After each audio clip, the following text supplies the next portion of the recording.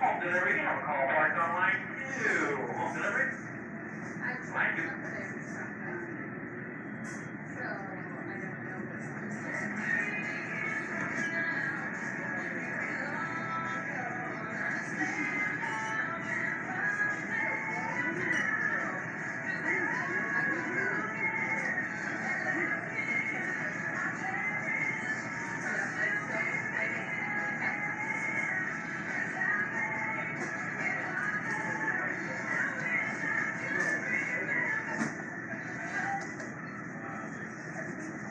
Online shopping, please. 101, please. Online shopping, 101.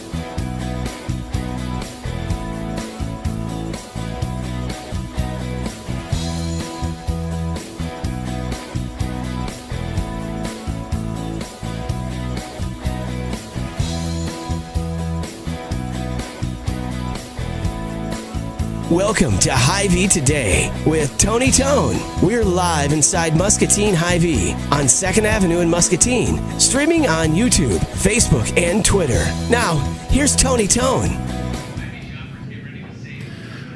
What a day it's been. I think I burned my shirt when I was ironing it this morning. I just want to come straight out and tell you that in case you're wondering, like, if I got into a fight with a Snickers or what happened. I don't know either, but when I was driving to work, I was looking at my sleeve and I thought, I've done a pretty good job ironing. I may have burned it. Welcome to the show. This is Tony Tone. It's Hy-Vee Today. It's Wednesday. It's 70 degrees already. I was backing out of my garage. It was 70 degrees. And I'm going to just tell you that we turned the air conditioning on in my house.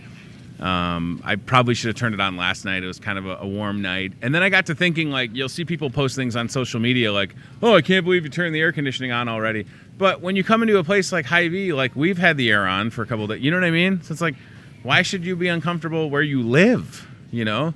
Like, if you're going to be comfortable in a place like this and other businesses, turn it on at home. Nobody's going to judge you. Like, your neighbors aren't going to look over and be like, is your air conditioning running? Are you being a wimp right now? Like, no, it's warm.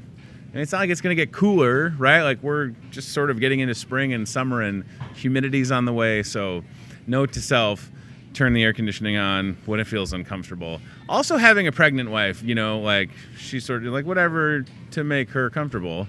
So, but yeah, that's where I'm at this morning. That and a feisty 6-year-old and a 3-year-old that just did not want to put clothes on as I was getting ready to leave.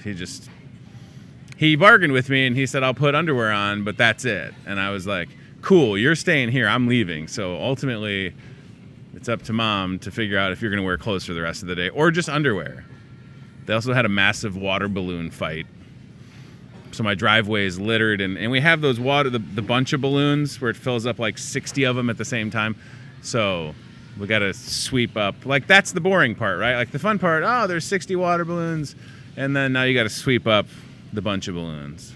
So that's what's happening. Chef Tess is in the kitchen whipping up some Kodiak protein muffin things. So Chef Tess is mic'd up. And Chef, that looks like a very thick batter. It is. Okay. It is. It's coming together really thick. It's probably because it's a little bit higher in protein than a regular muffin mix. Okay. That is awesome. So we're going to be sampling these up today, and we kind of had a little bit of a sample yesterday when Kara Zigeman, our dietitian, made some. And look at that batter. Jeez Louise, I can feel myself getting stronger.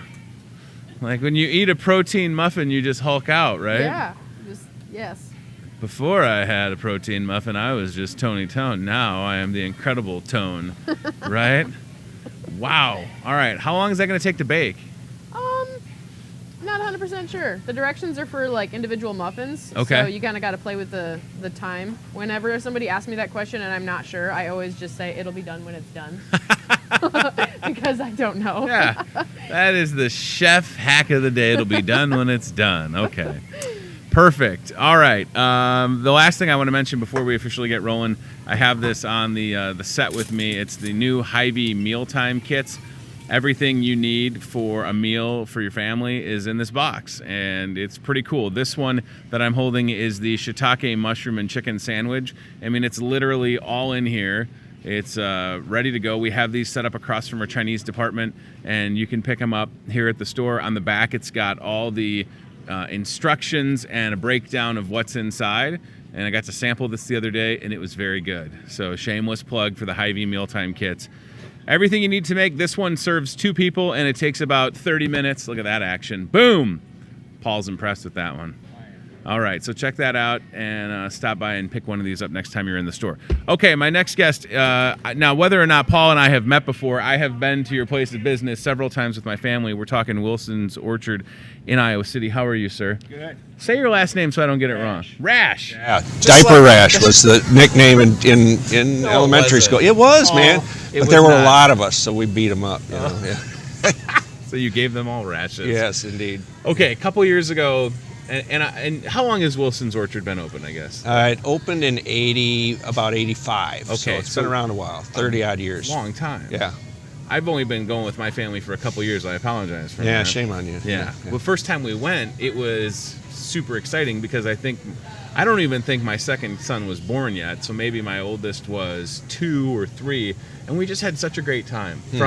Even just from parking and then walking up and getting on Bessie, yeah. Which I did a pretty good job remembering. That was good. And then going out and picking apples. There's just something about it. You know, I grew up outside Chicago, but my mom's family has property in Michigan, and picking apples is something that I've done for a while. So to be able to do it with my family is such a great time. I was checking out your social media a couple days ago, and it seems like, Paul, and correct me if I'm wrong, but this weird weather that we've been having is actually beneficial for the apples? Yeah, we're like the only people in Iowa that love this, no spring kind of deal. Right, yeah. Yeah, we're just like every day it's 30 degrees, we're like, yeah, go, just because it slows things down. So Gotcha. what we want to do, we want to bloom, which is the sensitive time for the apple crop. We want that bloom to happen as late as possible, so the chance of frost is less. Okay. And it's pretty simple, but we're really down in the dumps when we're pruning in January in t-shirts. We're saying, this ain't gonna work, man. But yeah, eventually it worked our way this year. How many varieties of apples? Because it seems like when I'm there with my family, I can get dropped off in this part if I want to pick this kind or this kind. I mean, there's a lot of options, right? Yeah. When people go. Yeah. So, in the grand scheme of things, we grow a relatively small sliver of what there is because there's over 10,000 named varieties. Whoa. But we grow about 135 varieties right now. Oh my gosh. Yeah. Yeah, there's a lot. Yeah. Some of them are like 2 trees, just to try it out or something like that.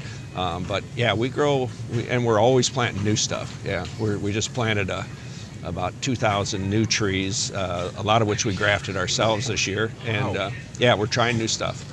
Fabulous. We have your Facebook page pulled up, and when you check out the pictures from Wilson's Orchard, it doesn't do it justice. Pictures look great, of course, but once you show up, and for us, I feel like it's always been August, September when we go. Yeah. Is that about right? We're open August the 1st through the end of October. Okay. So we're open the months of August, September, and October, yeah. So yeah, it's just such and there's been, I think the first time we went, it was hot. It was one of those August days where you're like, oh yeah, this is August, right?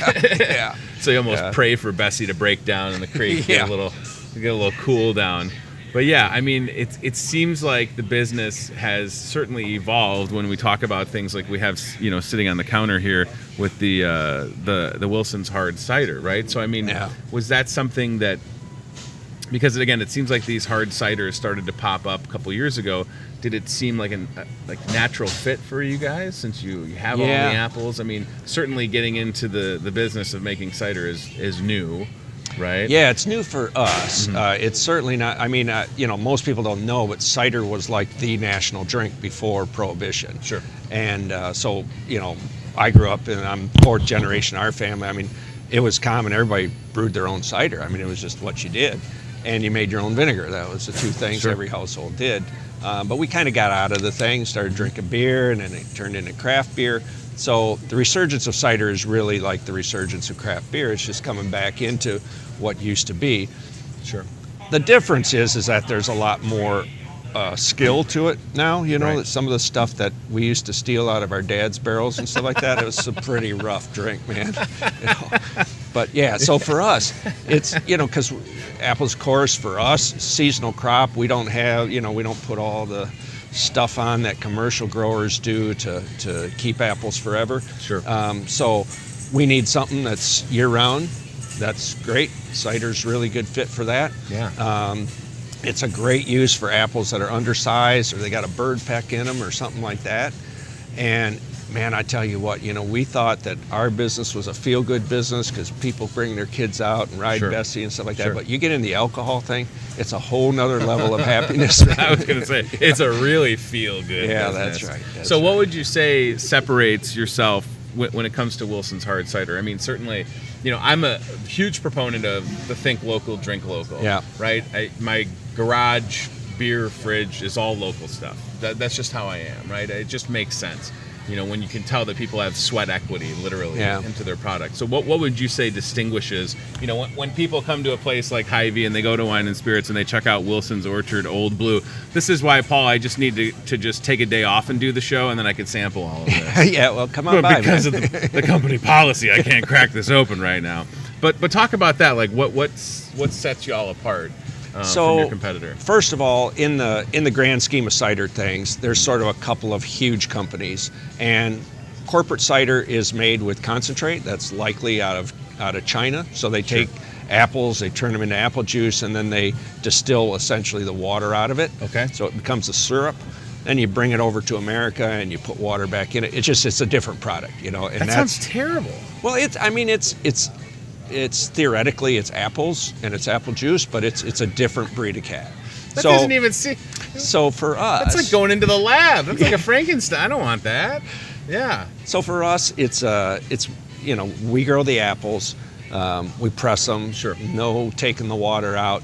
We don't add sugar or anything back. All the sweetening that we do, because we ferment it dry. We just it's really simple. You just take apples, grind them up, squish them, get the juice out, and then you ferment that. And that kind of clarifies itself, but it takes all the sugar, turns it into alcohol. It's a really dry product if you just drink it like that. Okay. So we back sweeten with unfermented apple juice. Okay. So and that's for us. That's where the different varieties come in. To be honest, what you ferment is not. It's not inconsequential, but it's not the important thing. It's what you add back. So we use different types of apples to add back for different flavor profiles. And I think that in the sort of local context, when you think about drinking locally, if you think about Iowa and craft beer and stuff, well, we don't grow barley, we don't grow much wheat, we don't, a lot of the stuff is still imported for craft beers. Grapes, we can grow grapes, but let's be honest, most of the wines in Iowa are not great drinks, okay? Sure. Apples, however, apples in Iowa have a long reputation. We used to win state awards. I didn't know that. Yeah, international awards for the apple quality in Iowa. Yeah, Sure. We used to be the number 6 producer of apples in the United States. Wow. And it's the climate here and the soils that make great tasting apples. So that's where we feel the niche is for us. It's a really local brew, grown here, raw materials on up, produced here, and sold here. Was the process of, sampling before it hits stores, this is a whole thing I don't think people understand sometimes. It's like, before you send this baby out into the world, it probably went through in the different varieties. I mean, how many different There were years of exhausting research, man. The most delicious research ever. It started in pruning season. So in the winter, we're pruning apple trees, right? And it's cold work. And we started we didn't maybe report it all to the state, but there was some accidental fermentation that went on, and we had to sample it. I mean, no sense throwing it away, right? So we did that for a while, and what we discovered is that there's a couple of varieties of apples that made just exceptional cider, and that's been our trajectory ever since. There's one in particular called Gold Rush that we really like. We have this Goldfinch, our sort of flagship product, is made with Gold Rush. It has a very particular flavor to it. It's really nice, easy to drink product. So yeah, and then if you're going to do a blueberry, well, we don't grow blueberries, but we have my family in Michigan. We grew up surrounded by fruit. Most of them grow fruit, so we bring blueberries in from them. We bring cherries in from them, and that's how we make it. Michigan blueberries. Yeah, kind of famous. Always had. Where in Michigan is family at? Grand Rapids area, called Apple Ridge, Fruit Ridge up there. So my mom's dad, my grandpa, and his best friend bought 22 acres in Fenville, which is near Saugatuck, which is not that far from there. So like I said, apple picking and blueberries all the time. You'd know the Cranes then. Yes, of course. Yeah. Wow, Crane Orchard. Yeah, exactly. That's a weird connection that if you're watching this, I don't care if you don't get it or not. That's pretty cool. Yeah, the other part about Wilson's Orchard that I'm a big fan of is after we get done, getting the apples and take them in and pay for them, I can't leave without getting the turnover, the donut, donuts, and oh my gosh, cider donuts. What's the secret with the donuts? And could you send me a case of them? We put cocaine in them. Oh my God. That's the first time that's been said on the show. There's a picture of one right there. They're so good. These donuts are so good, and the turnovers, I don't even want to ask what the secret is in the turnovers, but I'm sure that it's love and tenderness. Yeah. But Paul, are you able to eat a donut or a turnover, or are you at the point where you're like, I have had these so many times? Every year, it's like the beginning of the season. You're all in for the donuts, all in for the turnovers. By September, it's like, if I'm really hungry, I'll eat one. And by October, it's like, no, I'm not there anymore. Me. Yeah. Okay, so Rapid Creek Cidery just celebrated 1 year. Yep. Like a couple weeks ago. Yep, correct? exactly. Yep. Was it a fast year? Yeah, we were all looking back, said, it's really 1 year? And people were like, no, I think it's been 2. Sure. Some people were like, no, I think 3. No, it's been, the year went really fast, but we were busy making mistakes, man. That was us, Yeah, but you probably learned so much. And again, when we were last time, I don't know, maybe one of the last a couple times we were at Wilson's Orchard, we kind of saw this building going up, and you would see signs. And the next time we were there, it was getting ready to open, and I thought, like, that is such an ambitious thing, right? Yeah. Because you certainly have a business model that is successful, and if you've never been to Wilson's Orchard between their seasons, it's busy. Like, don't show up on a Saturday expecting it not to be busy. Yeah. There's a lot of cars. You have a lot of parking. It just happens, and you get people through. But I'm just saying, like, it had to just sort of make sense to kind of diversify so that you could have a year-round, right? I mean, it's, well, and so we're a family-owned business. Right. My wife and I own it. We have a daughter, and she was interested in staying involved. We have a son that we hope to lure back into the business someday. Sure. And so she was interested in originally, she does all the marketing, or she did all the marketing. Sure. And designing the labels and stuff like that. Now we have a very talented gal that does a lot of that stuff. But she wanted to get into the wedding side, the event side more. Yep. And we didn't have a space, so we started talking about, okay, well, let's build a space. And I love barns, so we started tearing down barns to do this. And then once the idea of a wedding space came up, we thought, well, we should focus on our ciders as well. Absolutely. So upstairs we're going to have a cider tasting room. Then we thought, well, we better have food. And then you start, okay, we better be good food. So it was a slippery slope thing. It kept getting bigger and bigger, more and more ambitious. Yeah, but it's super exciting. We have the website pulled up, and all the pictures that we've seen just look good. And yeah, I mean, so is it all like reclaimed barn wood? Yeah, we actually, I mean, we've taken down over 15 barns. Whoa. Over the years, but we took down 2 specifically for this, one of which we took down piece by piece and then put back together just like a tinker toy kind of thing. Yeah. So the upstairs part of it is actually a barn that's just like it was. It just used to be 20 miles to the west. That's unbelievable. Yeah. So the obvious question is, what are you going to do next? I mean, what's the next project? Or World at this domination, man. I don't know. Or at this point, is the family just sort of like, let's just take it easy for a year. That's my wife's idea. Maybe you'd like to take a vacation. I don't know. These are ideas, right? Yeah, it's an idea. I don't know. But it is important, again, to be able to sustain that because your season is short, quite frankly, right? So it, of course, helps to get into the cider business and to have the Rapid Creek cider and just have options, right? So, but have you thought about other things that you might want to use? Because how much land do you have? You have quite a bit of land, right? Yeah, we actually have 2 farms. So we have between us about 150 acres. Wow. And we're using about 65 for apples. We also raise sheep. Sure. So when we squish the apples, we end up with this stuff called pumice, which is like pulp with a little bit of juice left in it. It's got some feed value. So we feed that to sheep and to our neighbors' cattle. And then that meat goes into the cidery. So there's like this circle that's going on. Like nothing is wasted. Yeah, that's the idea. And I think that's our sort of program going forward, is to build that circle a little tighter and a little neater. You know, there's a lot of sloppy ends in our operation, so we're still trying to figure out some of that stuff. We're looking at other fruits, maybe strawberries and raspberries and stuff like that. Wow. Yeah, just sort of extend the season a little bit. That's a great idea. Yeah, it's a lot like work, but you know, pull that gotta picture. do something. Yeah, pull that picture back up. I want to see that one again. Look at those little guys hanging out. Yeah, sheep are cool. Do you get to name them all, or do they? Well, we call 174 because that's its ear tag number. There's one that's, I don't know, my wife. You know what you need is someone creative to name all the sheep. I'm your guy. That's true. That's me. Yeah? All right. That one right there, man. Paul. See that one, that big one back there? That's bull sheep. You like that? Bull sheep. Okay. Yeah. See? Yeah. We're kindred spirits, you and I. I could be your R&D for the donuts and sheep namer. Sheep name. Chief sheep namer. Yeah. Chief sheep. Say that 3 times fast. Listen, I enjoy what you guys do, and I look forward to coming back for apples, but also I feel like I should take my wife out to dinner. Yeah. You know? Yeah, you should. Makes sense. I mean, seeing pictures from the website just now. Wow. I tell you, the food is really outstanding. And it's not just me saying it. I mean, that's our daughter's business, and she runs it, or it runs her, depending on the day. And she's done a good job. She's got quite a team there. Well, it's a pretty cool story, right? I mean, certainly to have sustained this for so long is a testament to the hard work, but also the support that you receive. Yeah. And I know that you pull from all over the state and probably surrounding states, quite frankly, as far as people coming to see you, right? Yeah, increasingly so. You know, I mean, we don't really put it out there a lot. We feel like, you know, if we're overrun, it changes the experience. Sure. And we don't want that.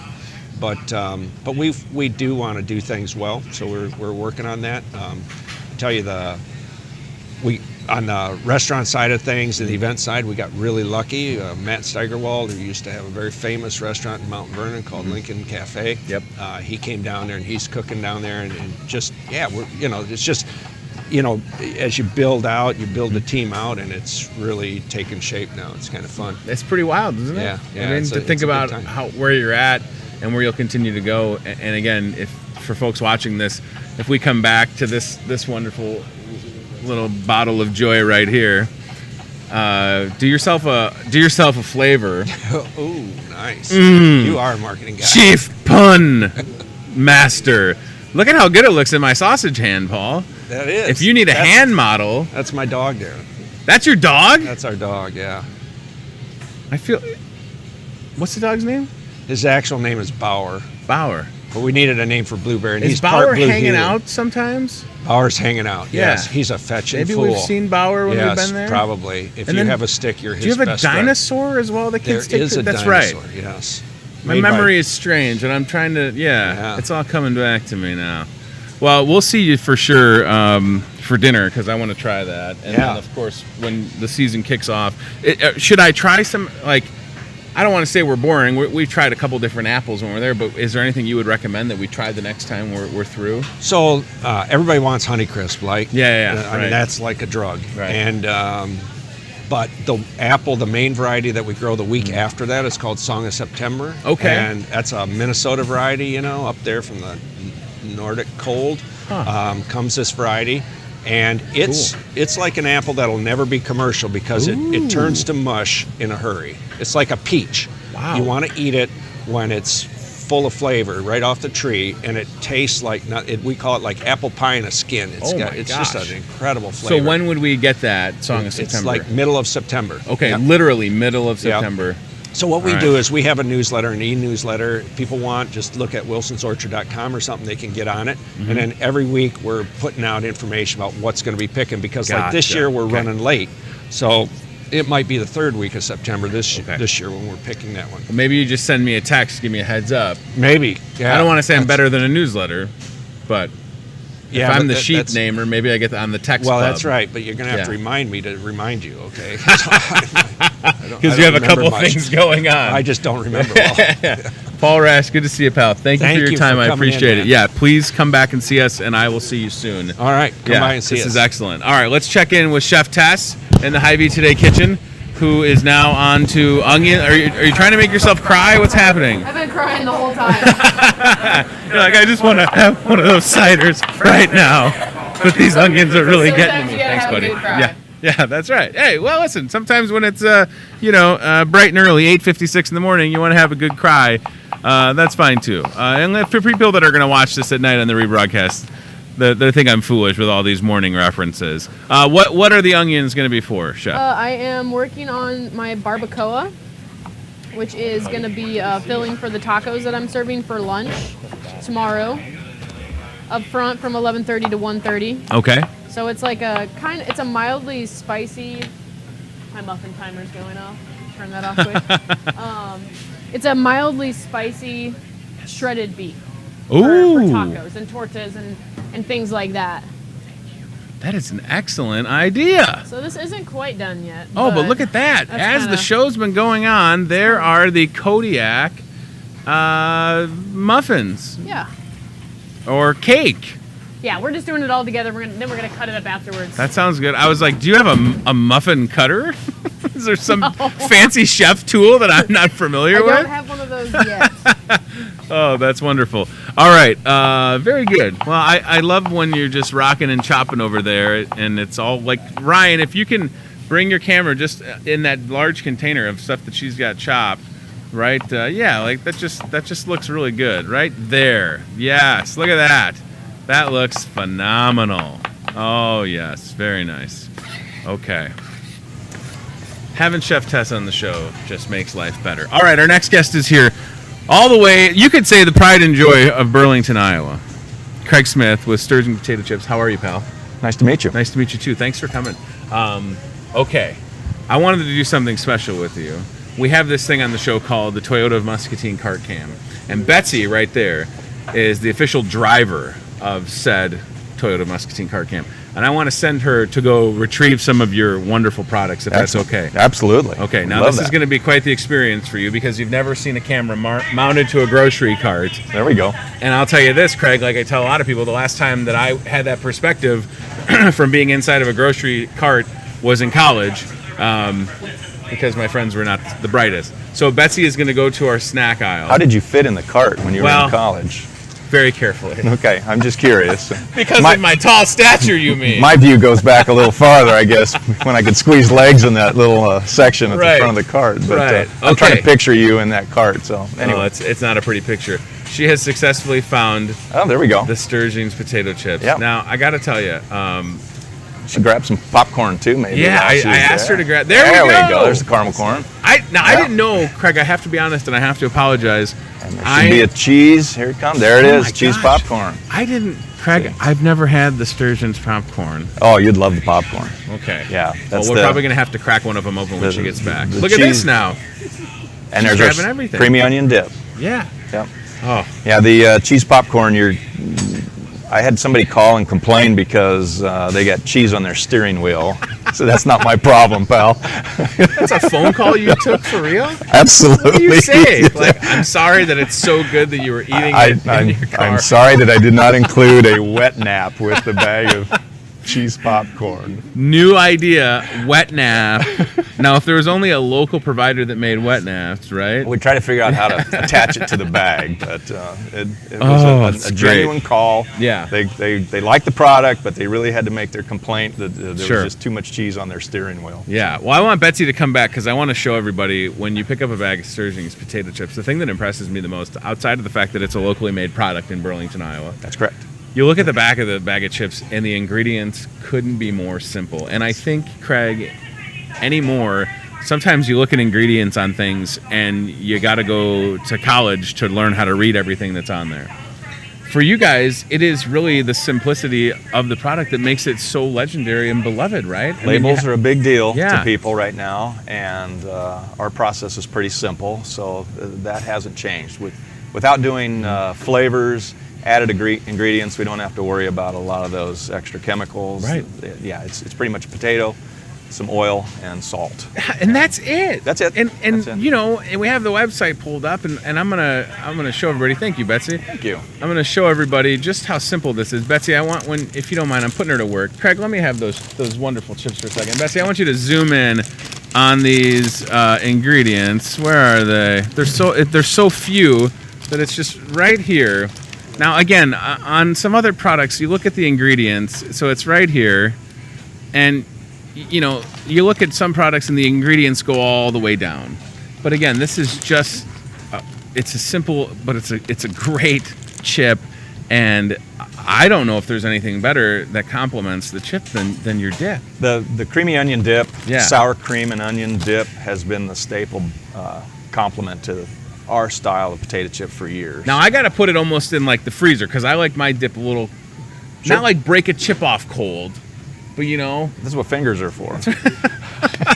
So you're saying that not only can I double dip, I can then go and retrieve the cracked. Well, if you're going to ride Station golf chip. carts down the aisle, you can eat that dip Right. any way you want. That's Okay. not going to bother me. So, have you been in the chip business first and then got into popcorn, or was it at the same time? Because No. I don't know. Chips are staple. There's Okay. no doubt. The primary brand goes back to 1933. Wow. The snack market drives new business. Mm-hmm. So getting into the more ready to eat, popcorn's the fastest growing segment in the snack world right Okay. now. Sure. So we try to find some complementary items to balance that out. Not everybody is a chip eater. I understand that. Sure.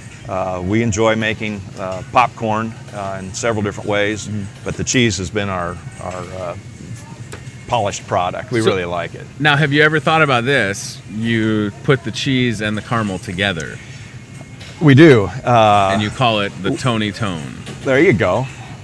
Tony's Blend. Yeah. Tony's Blend works. You put the tone in there. Now you've got 11 years of branding behind it. Okay. Plus, since the third, yeah, no, it's just. But I mean, some people probably do that, right? Because they like that savory There is a and marketable sweet. name in a large inner city in Illinois. Yeah. That's already confiscated that Oh, branding wow. name. We'd have to come up with something clever. The but Burr mix. We can do that. We can Burlington do that. mix. Burr You know, mix. the better option is just buy a bag of each and make your That's own. what I'm saying. And call it what you will. I'm Now fine with you're that. saying that the cheese is really special. So what is it? And can I hold the cheese and take a look? You bet. What is so special about? It's not a powdered cheese. Okay. It's actually. I'm gonna pay for this. That's all right. I'll buy you one. You don't That's have okay. to buy. You're the guy. You're my guest. You don't have to buy. You drove from You're gonna Burlington. need a wet nap.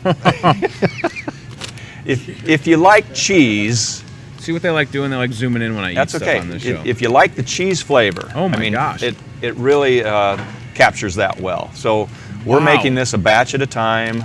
We're melting the cheese. We're Mm-hmm. stirring it in to the tumbler. So good. So it's not a powder. We're not coating it with equipment. We're doing this by hand, like we By do. hand. Oh yeah. Oh yeah. It doesn't seem to be the most productive method, but isn't it about the quality? Right? You know what I'm saying? I'd rather- You could expedite it, sure, but Yep. it would all of a sudden. Thank you, There Chef. you go. Hey, There's Chef, I want you to try this because you probably never had this, and we're gonna have everybody try it. So that is. If you Craig, like that the is really cheese good. I love flavor that on a cheese. popcorn, Yeah. it's really good. it's nice. It's nice. It's a Yeah. Popcorn's my again, favorite we're food. making it a batch at a time, and we would rather focus on quality, of Sure. course, but we're also. It's a big deal to me to keep people working. We're not a big Amen. factory, Sure. but keeping jobs in our community is very important. And I could do it with a machine, but if I have 3 people doing it, it's a better product. We can watch it that way and make sure it's taken care of. Why don't you just run for office already? No, I don't need to because do that's that. a That's platform that I can get behind. It's hard. It's hard to keep a business up and running and Sure. expanding and growing, and jobs are a big deal. Burlington's my hometown. Yeah. I've lived there my whole life, so to maintain that is part of our credo. Well, it's for sure a testament to the company and the fact that there's people that have worked that are retired from working at Sturgeon's, right? Oh, yeah. I mean that says a lot. So again, when you're watching this, faithful viewer or new viewer of the show, and you come to a place like Hy-Vee that carries a variety of things, if you can, when you buy these products, you're helping somebody stay employed, feed their family, and they're just downriver from us, right? I mean, Well, quite frankly. I mean, you could drive down and see the folks that are I'd love that. It's very tangible. You're here right now. We invite people we can't take them into our factory. Yeah. The government won't allow that. Insurance companies won't allow that. Sure. But we can offer you a handful of warm potato chips Oh. right there in our office. Okay. Or if we're popping that day, we'll bring the popcorn out. We'll have a little picnic in the office. We do that all the time. Oh, wait a minute. Okay. How incredible is a warm Sturgeon's potato chip? And are you saying that I should take them out of the bag and then put them in the microwave? People do. They do? People do. Wow. I think my favorite is the river rats. When you're on the weekend, they like to set that bag out in the sun a little bit next to their cooler. And that warms the oils back up a little bit, and that seems to be one of the favorite ways. Some people like to put them in the freezer. They like that crunch a little better. Some people put them on a sandwich to balance out the texture in their sandwich. We hear hundreds and hundreds of ways to eat a potato chip, and that's fine with us. We like hearing the stories. So from Burlington, Iowa, obviously, to Hy-Vee in Muscatine, how far out can people go? Is it just in the state of Iowa? Are you in Illinois? Are you in surrounding states? We've expanded. Okay. My story is a little unique. I began with the company as a college job in 1980. Awesome. Ended up in a full-time position after I graduated. I co-purchased the business 7 years ago. Excellent. And a part of our goal was to expand that business. Sure. So for us, it's about going out to the next circle. Yeah. We've partnered with Hy-Vee for many years, and so we now have the ability to have our product in any Hy-Vee store. Oh, wow. So you're in Minnesota? We can be. We're in Minnesota. We're down in the Quad, certainly in the Quad Cities. We're down in the Kansas City market, Omaha, Des Moines. Sure. So yeah, it's been fun to partner with them. And it's also unique, Craig, because for people and there's a lot of people that have grown up in the area, surrounding areas, and then they're out of state, and they can't get enough that they can buy them direct on your website, correct? Yeah. So you will ship to... It's a specialty market. It's a niche market. It's very expensive to ship a light, fragile product like that, but people do. It's part of a tradition for many people for family gatherings, class reunions, certainly at holiday times when they want to have a taste of home. Sure. And that actually got started during the Vietnam era, where soldiers were wanting a taste of something from home, and people began to ship chips. And the story we hear is it's a bag of chips in a magazine that I won't name, but that's probably what went to the soldiers in the late 1960s. Potato Chip Monthly. Yeah. Look at that spud, right? I want to talk about the packaging because this is one of those iconic, Iowa. People always ask. You can you can pick it out from a mile away. Yep. So how much or how little has this changed over the years? Not a lot. Okay. The cottage on the front is our primary logo. Yeah. That goes back to the original founder of the company, Barney Sturzing. Okay. And Barney made candies. He was a confectioner in the 1930s. He then learned to supplement his business. In the summer, his candies would melt, his chocolate. Sure. So he began tinkering with oil and potatoes and slicing up and cooking, and developed the prototype of our product. His original business was called the Cottage Candy Company. Interesting. And so the picture of his cottage transferred over to the chips. And there was also a cottage industry of small businesses back then that people did. Yep. And so people tell us all the time they know where that house is, they've seen that house, they lived in that house, they were neighbors to that house. Wow. And to our knowledge, that house never existed. We've not been able to find it.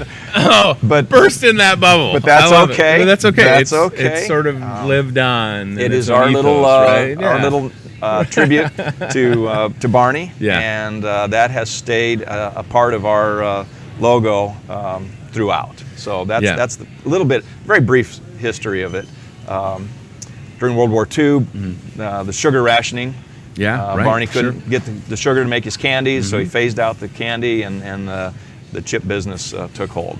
Well, it's such a beloved product. I mean, it's got to make you feel good, and obviously, 7 years ago when you can take over, right? I mean, it just, of course, there's no signs of slowing down, and I know that expanding the reach of the products and getting them into different stores and different locations is one thing, but then also reinvesting in the company. So Chris, who is a great guy that works for you, that takes care of our store here and the other Hy-Vee. Yes. He also, my brother played for the Burlington Bees for a season, and Chris was his host family. I don't know if you knew that. Oh yeah. Small world, right? So he told me a couple months ago, and we had a bag of Sturging's chips on this set, and we cracked it open because he said that you got new fryers, or what? We've had to finally retool. Okay. It was time. We were working with equipment that I had helped put in the 1980s. Wow. So it was just time to update. Yeah. There's also a lot of changes going on in the market now. So this gave us a little more adaptability. Yeah.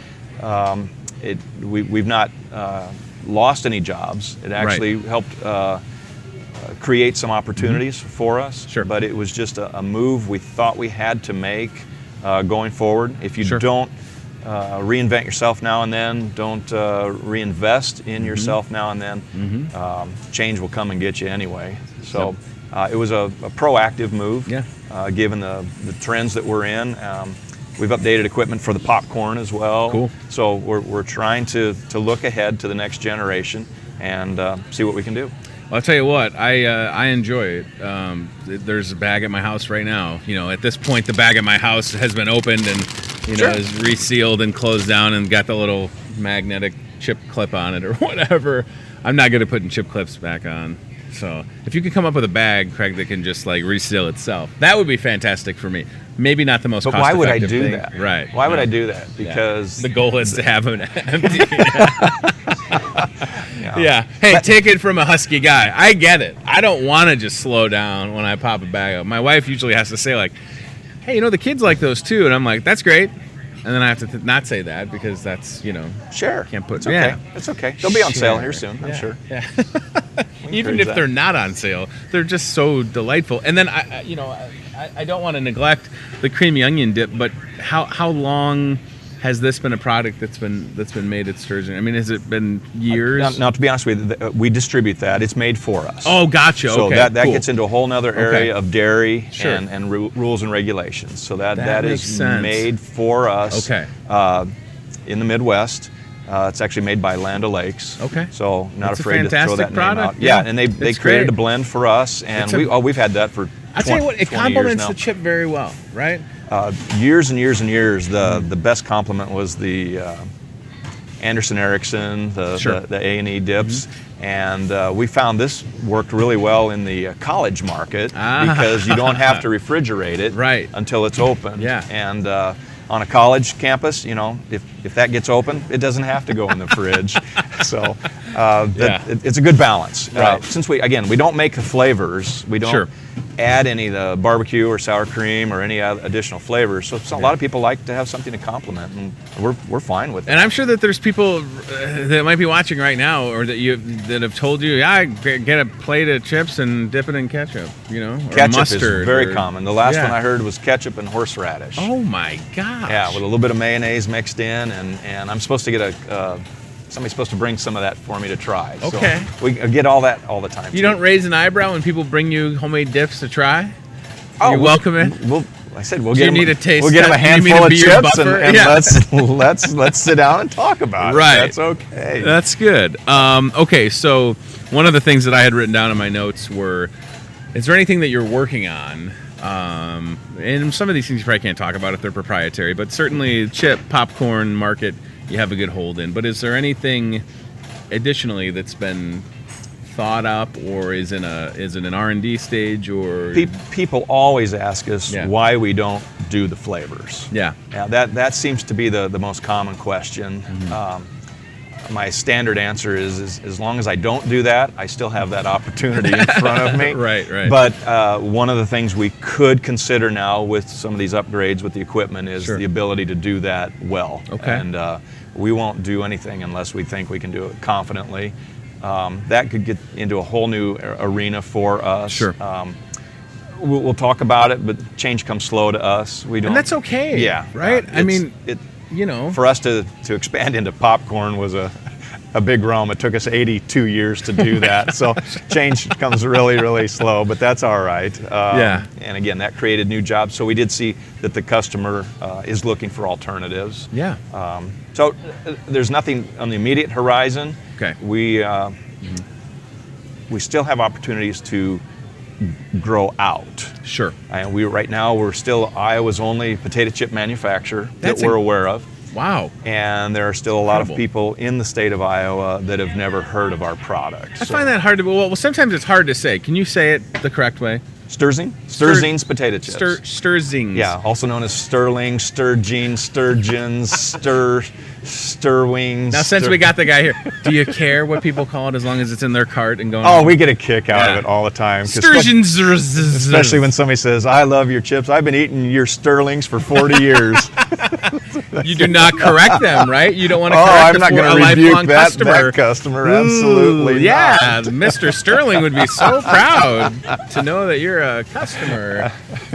Well, it's just one of those things, people that see it, they're like, sturge, because you could almost make that sturgeons. Oh, it happens all the time. Yeah. Especially with the telemarketer. Oh, I bet. That's one of my favorites, of course. Hello, Craig. How are things at the Sterling? I like to mimic their accent back to me. They cannot get it right. Yeah, I'm sure that's it's a tough one.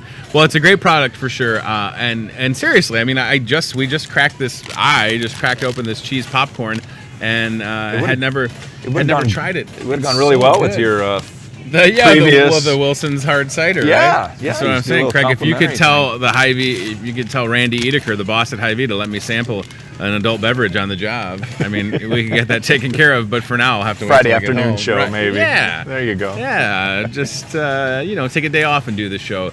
But yeah, so the foray into when you got into popcorn, were you particular about like the seed or? Oh, there's a whole science to that. Yeah, absolutely. Right? The type of corn you use can give you a small kernel. You can get the fluffy These are kernel, big. a lot of texture. For the kernels, the kernel's different for the cheese than it is for the caramel. I mean, Yep. So the caramel's going to have a more surface area to capture the sweetness. This you want that soft texture. So the cheese and the texture of the popped corn will actually work together well in your mouth. It is very soft. Yeah. Now you see that young man right there. That's Ryan Broderson. Craig, he doesn't get to eat a lot. Oh. So he loves when we have folks like yourself on the show, and he loves when I crack open stuff because he knows I'm going to share. Because as much as I am a large man, I do share, contrary to popular belief. So, and you better believe that caramel popcorn is going to get open too. I don't know if we have a budget on this show, but we'll write it off. We'll make it right for you. Trust me. I appreciate that. I can do that. Well, I'm so glad that you stopped by. Can we pull up the website one more time? You get a great looking website, and it showcases where you're at, and that's Burlington, right? Burlington, Iowa. That's our only plant. People are surprised when they pull up. They expect to see a big business. Sure. And we're not. We're a very small business. Right in the heart of Burlington. We're actually in a residential neighborhood. Fantastic. And so it's not in the big business park. It's not in a big manufacturing location. So people are a little surprised. It's got the hometown feel. Yeah. People are always welcome to stop by. people come out and they'll take pictures of our sign all the time. We're often destinations for poker runs and things like that. So, and we'd love to have them come in, just say hello. I'm more than happy to talk to you. How many people are working for you right now? I have 25 employees. Excellent. 25 people turning out all these. At this very moment, are you doing chips or popcorn? So it's Wednesday. This week we're probably doing popcorn this morning. Yep. We're working that in. But so you have folks right now that are making this fantastic. Oh yeah. We're definitely popping today. That's an interesting niche that we've found. Yeah. And we can do the regular popcorn for concession stands. Sure. We can do the cheese. We also have our newest one that came out is called Movie Theater, which I'm not sure you saw on the shelf, but it's just mimics a movie theater style buttery flavored popcorn. Nice. Did you see that one, Betsy, when you were out there looking? She's so short she can't grab it. To the Toyota of Muscatine cart cam, Betsy. Movie theater popcorn. That sounds great. They should have it in the store here, I believe. Well, we better have it with the boss here. If not, we'll talk to Chris. Yeah, have him expedite a bag to my house. I mean, to the store. Chris, our salesman, he's a great ambassador for us. Yeah, he loves to meet the people. He loves to talk. He loves to know the local. Yeah. He's very involved in the community. Again, his history and background with baseball, umpiring. He knows a lot of people. Well, I just think it's so fascinating that when he came and told me about there it is, she's found it. Yeah, excellent. When he came and told me about the change with the Friars, I said, well, bring me a bag and we'll open it on the show and talk about it. And he was like, absolutely, we'll do that, you know? So, so we're going to have the movie theater style bag here in just a second. So that's a challenge, capturing that movie style popcorn. Yep. But it seems like, again, when you test things a couple times and you get it right, then here it is, right? We found a formula that worked really well for the concession stand market, sporting events. Sure.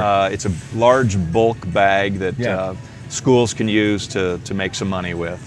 Okay, and people really liked the product. Sure. So again, it was customer driven. The same people that liked it said, well, why don't you put that in a bag and sell it at the grocery store? Wow. Brilliant. Speedy delivery. Thank you, ma'am. There it is. Look at very simple, that's fun. very inexpensive, but we coined it just to be a similar taste to what you're going to experience at the movie. Okay. So it's got the buttery flavor, the salt flavor, and it can be put out and marketed and priced very economically. And again, the popcorn's the fastest growing segment in the snack world right now. And I had no idea that was the case. People are looking for alternatives. I get that. I understand that. So we need to be a part of that as well. And that is fun. Yeah, we've had a lot of fun with this. And again, these three new products hold and create new jobs for us, and that's really as important to me as creating a new item to sell. Yeah, that's fun. But I really like being able to, like you said, what are they doing today? We're popping. I think it's fantastic. Today. Yeah, I mean, it's great to know that it's happening just down the road from where we're at right now in Muscatine and Hy-Vee, and I'm so glad, Craig, that you joined us. And please keep up the good, delicious work. We're doing the best we can. Warm chips, warm sturgeon. Stop in, grab a handful. Come say hello. We'd appreciate that. Honey, we're going to Burlington. What are we going to do? I'm going to get some warm chips, and then we'll figure it out. Come down, see the river. Right. Grab a handful of chips. See the river. I love it. Thank you, buddy. Good Tony, to meet you. Nice to meet you. Pleasure. Thank you come very back. much. Please come back soon. Good day. Let's check in with Chef Tess in the Hy-Vee Today kitchen, who is now at the mixing stage of this process. Oh my goodness, that's fun, right? You gotta glove up and really get to it, huh? Yeah. Oh, how much of this part of the job? For a lot of people, this is where they see all this work, but you understand that if you just give it a little bit of that time, the end result is going to be so worth it, right? Yeah, I find it, do this for a living, but I find it very therapeutic because it's just, you just measure stuff. It's pretty mindless at times, and you can just I'm not really thinking about anything. Dinner tonight, I'm going to think about what I'm going to do next. Yeah. It's like me time. Yeah. You know? Like what you say, treat yourself. For sure. What'd you think of that cheese popcorn? Pretty great, huh? Oh, it was good. Oh my gosh. Yeah, popcorn is like my all-time #1 favorite food ever. Yeah. So I love all different kinds of popcorn. That is really cool to know that popcorn, as Craig said, that's not me being cheeky. That's what he said. Things are popping. So yeah, that was great. I was very impressed with Craig, and and Paul Rasch from Wilson's. I'm more so impressed that it was Paul because I was told that we were going to have like ambassadors from Wilson's, but then we got the guy, right? And Paul's wife was with him, and it's just wonderful. Oh, I see some bay leaves. Yeah? So proud of you. That's a bay leaf, right? It's a bay leaf, okay. yeah. Now talk to me about the importance of getting the bay leaf out So when you're done cooking. super important. These don't break down. Okay. So what they can do is they, like if you eat them, they break into like little pieces inside of your digestive tract. That's not good. Not good. And No. they can cut you. So No. I always count mine. I always count every batch. Oh, so you know how many you got to take out. Yep. That's And- smart. Yeah. Okay. So I work with them enough to Sure. where you got to make sure you get them all out. You don't want to serve them. So I always count them, and then I count them one more time before I cover the pan with foil. Write it Wow. down. And You then literally write it down. I always Check write it down. Yeah. I don't trust myself to remember numbers. And that's BAY leaves, not BAE. Right. Just making sure. Man, that popcorn is so good. I just was like, let Chef Tess keep talking so I can eat one more piece of the popcorn. All right, so lunch tomorrow, 11:30 to 1:30. Yep. What's our price point going to be? $3 per taco. $3 per taco. So Get yourself more than one Yeah. because you should. Okay, well that looks great. Thank you. And then again, can we show the Kodiak deliciousness? So this is fun, like this Kodiak product. And then, do you have the box behind you? Yes, I do. You want to hold that up to Ryan's camera rig that he's got? That's pretty cool. So that stuff right there has just exploded. You want to talk about things exploding over the last couple of years. Protein-packed muffins, pancakes. I mean, you get people that do the CrossFit and the lifting and the squatting and the working out, and they can't get enough of this stuff. It's unbelievable, right? Yeah, you're always looking for ways to sneak more protein into your diet. Because Right. if you're lifting weights and stuff, usually a lot of the time you're trying to eat around a gram of protein per pound of your own body weight. Okay. So, Oh, my Lord, I would mean, need a even lot if of you're protein. not really that large of a person, it's Right. still, I mean, it's a lot of protein to consume. So if you can sneak it into fun things like this, it's really, really helpful. I would need 175 pounds of protein. Something's in my eye. That's so weird. Okay. Well, I appreciate you being here, of course. And this has been a fun show. You know, I really enjoyed having Paul here and talking about the Wilsons. Look, there's the counting of the bay leaves. Did you see that? Yep. 15. And there's the number. How many? 15. 15 bay leaves. That is a lot. Yeah, so as we wrap up, I want to say thanks again to Paul Rasch with Wilson's Orchard for joining us. That was great. Super nice guy, great sense of humor, and wonderful products, whether it is the Rapid Creek Cidery, where you can go for dinner, or pick up the Wilson's hard cider at places here like at Hy-Vee Wine and Spirits. And then starting in August, you can go to Wilson's Orchard in Iowa City. So keep in mind, they also drove from Iowa City. So both of our guests today commuted to be here. That's pretty exciting. Wilson's Orchard with your kids, your kids or grandkids, is a great time. Highly recommend it. I've been several times, and it is a blast. There's something about picking apples and all the other things that they have going on that just makes for a fun little getaway that's not that far. And then, of course, Craig Smith with there's popcorn. I got so much popcorn. I want to just eat that whole bag. It's so good. Craig Smith, the guy, the owner at Sturging's Potato Chips from Burlington, came to be on the show, and I can't thank him enough. I think that's very cool to have the guy right here, and they have 25 people working right now to make sure that when you come to Hy-Vee that you have their products, including the movie theater popcorn, the cheese popcorn, and then the caramel popcorn, which is over here. So I thank Craig a lot for that. Tomorrow on this program, we're going to talk to members from the band Leather Parachute, who I believe are from Muscatine. I'm looking at Betsy like she would know. She doesn't know. That's okay. That's fine. Sometimes I assume things. So they'll be here. They're sponsored by Mama Basso. So Mama Basso, of course, frozen pizzas from the Quad Cities. It's a great frozen pizza. And again, if you can eat local, you should do it. We'll also talk to Steve DeVore. Steve DeVore is the producer of A Survivor's Guide to Prison. This is a documentary that is going to be shown tomorrow night, 2 times, 6 and 8. 7:30 at the Palms 10 movie theater. Steve has done a bunch of different work over the years. He's won an Emmy, and this documentary has really, truly been a labor of love. And we'll talk all about it and hope that you'll come to the Palms 10 Theater. Hy-Vee@gmail.com if you want to reach out. And a picture on the screen of Chef Tess cooking over a giant fire. What are we looking at? So that is a shot from my camping weekend, just this past Sunday, Monday. Okay. And we decided to break in a brand new Dutch oven. And so we spent the whole weekend doing full